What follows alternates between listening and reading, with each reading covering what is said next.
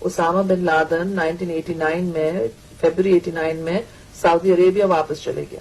میں اس کو نہیں جانتی تھی مگر $10 ملین کے حوالے سے مجھے معلوم ہے کہ وہ واپس چلے گیا تھا سعودی عربیہ کیونکہ جہاد ختم ہو چکا تھا.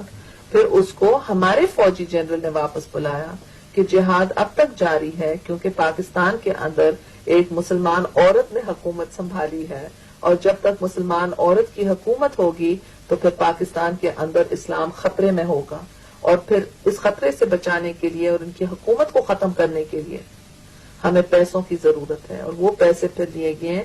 کئی میٹنگز ہوئے پروونشل منسٹرز کے ساتھ اور اس کے بعد یہ نو کانفیڈنس موو 1989 کی اسمبلی میں ہوا جو ڈیفیٹ ہوا. مگر ایک فوجی جنرل تھا اس کا نام میں اس وقت نہیں لینے چاہتی ہوں جس نے بن لادن کو واپس بلایا. یہ 89 کی بات تھی. پھر 1990 میں یہی فوجی ٹولہ تھا جن کو میں جہادی جنرلز کہتی ہوں جنہوں نے بن لادن کو کہا کہ تم سعودی عربیہ کے بادشاہ کو کہو کہ وہ امریکی افواج مت لے. وہ کہیں کہ جو افغان مہاجرین ہیں وہ آ کر کے سعودی عربیہ کا دفاع کریں گے. آپ کو یاد ہوگا 1990 میں کویت کا قبضہ ہوا تھا. خطرہ تھا کہ سعودی عربیہ پر بھی صدام حملہ کرے گا. یس تو اس وقت پھر اسامہ کا تو جھگڑا کنگ کے ساتھ ادھر شروع ہوا. پھر وہ واپس جا نہیں سکا اس جھگڑے کی وجہ سے. اور وہ وقت تھا جب یہ پلاننگ ہوئی 90 اور 93 کے درمیان کہ ہم ابھی امریکہ کے خلاف کام کریں گے. اور پہلے اٹیک ورلڈ ٹریڈ سینٹر کے اوپر ہوا اور اس کے بعد پاکستان کو خطرہ تھا کہ پاکستان کو دہشت گرد ملک قرار دیا جائے گا. اسلم بیگ ان کی فیور میں بیان دے رہے تھے. وہ بھی بیان دے رہے تھے. وہ بھی صدام کچھ الگ یہ ورلڈ ٹریڈ سینٹر کا الگ تھا کہ یہ دہشت گردی شروع ہوئی تھی اور پاکستان کو خطرہ تھا. جب نواز صاحب کی حکومت گئی اور پیپلز پارٹی منتخب ہوئی ہم نے پاکستان کو دہشت گردی کے الزام سے بچایا اور پاکستان کی معیشت جو بالکل بینکرپٹ تھی اس کو دوبارہ زندہ کیا اور Pakistan became one of the 10 emerging capital markets of the world.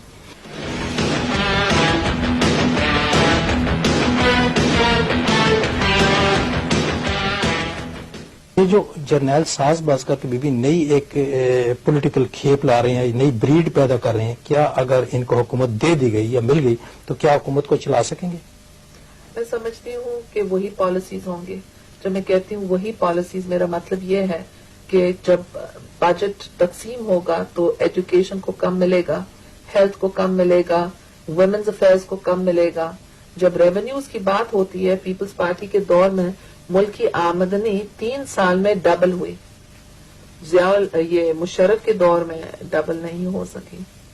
Peoples party کے دور کے اندر ہم نے فرٹیلائزرز بھی وقت پر پہنچائے, بیج بھی وقت پر پہنچائے, کھاتی بھی کیے وقت پر. نتیجہ یہ تھا کہ ہماری ایگریکلچر پروڈکشن 7% پر پہنچ گئی تھی اور کسانوں کے پاس زیادہ پیسہ تھا. وہ ابھی نہیں ہے. تو وہی چیز ہوگا جو مشرف صاحب کی کبھی جنگ ہوگا ہندوستان کے ساتھ, کبھی القاعدہ والے آ رہے ہیں تو ان کے لیے کچھ ہم کریں گے, کبھی کالن پاول آئے گا, کبھی دوسرا آئے گا جنگ ختم کرنے کے لیے, خطرہ ختم کرنے کے لیے, اور ملک کے اندر جو پاکستان کے عوام ہیں ان کو نظر انداز کیا جائے گا. اگر اکنامک ریوائول کی اگر ضرورت ہے تو پھر حکومت کی تبدیلی کی ضرورت ہے. جنرل ضیاء الحق نے آپ کے والد صاحب کو پھانسی دے کے ایک اپنے لیے ایک راستہ ہموار کیا کہ پالیٹیشنز ایک بڑے سیاستدان کو انہوں نے ہٹا دیا. مشرف صاحب یہ کام آپ کو ملک سے باہر رکھ کے اور نواز شریف کو باہر رکھ کے ایک کر رہے ہیں, یہ کرنا چاہتے ہیں اور اس میں کچھ حد تک ان کا خیال ہے کہ انہیں کامیابی ہوئی. آپ اسے کس طرح کاؤنٹر کریں گی؟ میں سمجھتی ہوں کہ کاؤنٹر کرنا کہ فورسبل ایجیکشن جو ہو وہ تو ان کے پاس ہے ہتھیار. ریاست کے پاس ہر وقت ظلم کا ہتھیار ہوتا ہے, ہر وقت نئے قانون کا ہتھیار ہوتا ہے. ہمارے پاس ہمارا ضمیر ہوتا ہے اور ہمارے پاس ہمارے جو جد و جہد ہے وہ سچ کے لیے ہے اور انصاف کے لیے ہے, اور ہماری جو جد و جہد ہے وہ انسانیت کے لیے ہے. تو ہم نیتے ہاتھ ہو سکتے ہیں, مگر جو لوگ نیتے ہاتھ ہیں وہ ریاستی طاقت کو ہر وقت شکست دیتے ہیں کیونکہ سچ کی فتح ہر وقت ہوتی ہے. تو جو کچھ بھی مشرف صاحب کریں وہ ریاستی طاقت کے تحت کر رہے ہیں, and it's a losing battle. اس اسٹریٹجی میں بھی آپ کیا نواز شریف فیملی پہ بھی ٹرسٹ کر سکتی ہیں؟ کوئی جدوجہد میں آپ کا ساتھ دیں گے، آپ ان پہ اعتماد کر سکتے ہیں؟ آپ ٹرسٹ کی بات کرتے ہیں، ابھی کسی کے دل میں خالی اللہ تعالیٰ دیکھ سکتا ہے اور کوئی تو نہیں دیکھ سکتا.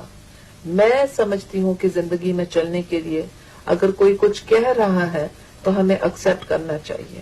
میں شکی نہیں ہوں، میں اعتبار کرنے والی ہوں. ٹھیک ہے کچھ لوگ بے وفا نکلتے ہیں، ٹھیک ہے کچھ لوگ اعتبار توڑ دیتے ہیں، مگر جتنے لوگ ملتے ہیں جو پھر ایک نیک کام میں شامل ہو جاتے ہیں اس سے فائدہ ہوتا ہے. تو میاں نواز شریف صاحب ابھی ہمارے ARD کے اندر ہیں، ان کی اپنی فیملی سفر کر رہی ہیں، ان کے بیوی بچے سب باہر رہ رہے ہیں، اور جو جلا وطنی کے اندر ہیں ان کو معلوم ہے کہ دوسرے کے اوپر کیا گزر رہا ہے اور کتنا انسان وطن کے لیے ترستا ہے. تو I do trust them for now because they are with us and انشاءاللہ in future they will also prove the trust. اور اس میں آپ سے وہ رابطہ رکھ رہے ہیں کہ آپ جدوجہد اکٹھے مل کے کریں، اسٹریٹجی آپس میں آپ مشورہ کرتے ہیں؟ وہ وقتاً کانٹیکٹ کر لیتے ہیں مگر زیادہ تر تھرو ARD. ہمارا جو طریقہ کار ہے فنکشننگ کا ہمارے پیپلز پارٹی کے اندر، تو ہمارے مختلف ڈپارٹمنٹس ہوتے ہیں. کوئی پریس کا ڈپارٹمنٹ ہوتا، کوئی پالیسی کا ڈپارٹمنٹ ہوتا، کوئی ڈپلومیٹس کے ساتھ ملنے کا ڈپارٹمنٹ ہوتا، کوئی مین آرگنائزیشن، کوئی ویمنز آرگنائزیشن. تو اس لیے ہمارے جو رابطے ہوتے ہیں وہ پاکستان اورینٹڈ ہیں، کیونکہ یہاں جو میں رہ رہی ہوں ہمارے پاس سیکرٹریز کی کمی ہے، فون آپریٹرز کی کمی ہے، ہم ہینڈل نہیں کر سکتے ہیں جتنا کچھ ڈیمانڈ ہے. مگر پاکستان میں ہمارا پورا ڈھانچہ ہے تو تھرو پاکستان ہم زیادہ تر کام کرتے ہیں. ابھی بھی مشرف صاحب نے آئینی ترمیم کر لی ہیں، الیکشن لاز بنا دیے ہیں، اور نیشنل سیکورٹی کونسل کا بھی آئین میں انہوں نے شکر کی اور آئین میں ترمیم کر دیے. ایک طرح اگر آپ کی حکومت آ گئی، اکثریت سے آئی یا مخلوط بن جائے، تو کیا آپ ان کو فوری طور پہ ان ترامیم کو تبدیل کریں گے اور نیشنل سیکورٹی کونسل کے ماتحت آپ کی پارٹی کام کرے گی؟ ہم تو پارلیمنٹ کی سوورینٹی پر یقین کرتے ہیں، ہم تو سول اور پولیٹیکل رول چاہتے ہیں. ہاں ٹرانزیشن پیریڈ کے لیے اگر وہ کچھ کرنے چاہتا ہے تو بتائیں کیا کرنے چاہتا ہے اور کمپرومائز لیں. جیسے وہ کہتا ہے کہ میں پرائم منسٹر کو نکالوں یا پارلیمنٹ کو نکالوں، تو ہم کہتے ہیں ٹھیک ہے آپ نکالیں مگر اکارڈنگ ٹو کاکر فارمولا.